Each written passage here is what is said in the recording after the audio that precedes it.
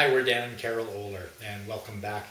You know, we've had some interesting realizations recently in working with couples and in our own relationship. Oftentimes there's a difference of opinion between two people. I have a different opinion than you do on many things that go on in our lives. It can really cause a lot of hassles and even lead to conflict if we're so stuck on our own right way. And yet really the difference of opinion can be extremely healthy as well. Yeah. And I see it as, for us to have the same opinion on everything, just, that would be ludicrous, because one of us would be redundant then, right? So the fact that, sure, we have a lot of similarities in how we see the world. However, we have some differences too, and the more respectful we can be of the other person's opinion, and the more carefully that I can choose to listen and that you choose to listen to me, the more it really enhances our relationship. And the key is seeking to understand the other person's perspective. Yeah, and let's look at it in terms that people understand. It's about conflict.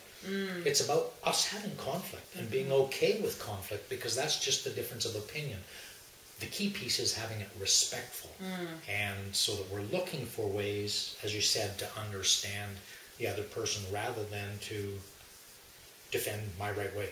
Yeah. Of course, my way is right. Well, we'll talk about that later.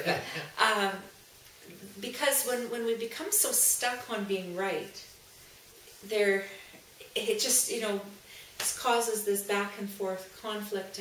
And somebody once said, do you want to be right or do you want to be happy? And that was really a huge reminder for me to consider. If I always have to be right, if I have to be the one that has the last say or whatever, what does that do for my relationship with you? Yeah. So how do you do it? Well, it's a matter of setting ego aside.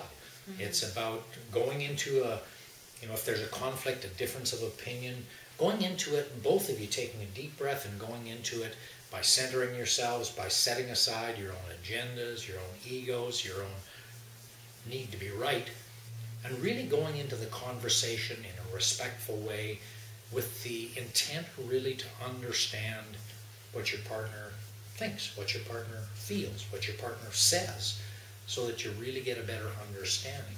How they see the world for some. And for us, a powerful piece as well has been to establish some ground rules, to be able to say, this is how we are going into this, as Dan said, the intention piece, and to be able to say, this is how we will conduct the conversation, and if it goes off track, which, initially it certainly has the opportunity to, here's what we will do to bring the conversation back on track again. And that bringing it back on track could be to have a signal that's a bit of a timeout, to stop and just breathe and get yourself back on track again. Right, and so the key is that it's up to you to decide about what your ground rules will be, because what Dan and I do isn't necessarily how you would do it. However, the key there too is to remember the respectful piece and knowing what it is you want your relationship to look like, so that you can intend how the conflict will go forward. So the whole idea of a relationship being conflict-free, that's crap. That's crap. It's just not going to happen. However, the conflict can be healthy. Because conflict leads to, or difference of opinion leads to creativity, to innovation, to finding better ways, to finding more effective ways to really create what you want in your relationship. And sometimes the outcome is totally different than either one of us ever would have thought about, right? So there are times where, where we might have been in conflict, my way over your way, and then it's like, it's neither of our ways, it's something bigger and better, something that we built upon. However, we never would have come to that had we not intended to hear one another and really understand what was going on.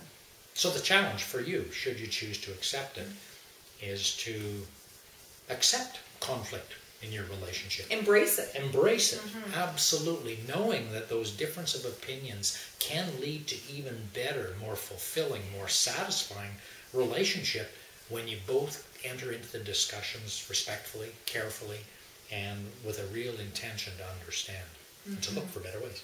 So be loving, have fun, and enjoy the process. And celebrate the success. Ooh, Woo! that was wussy.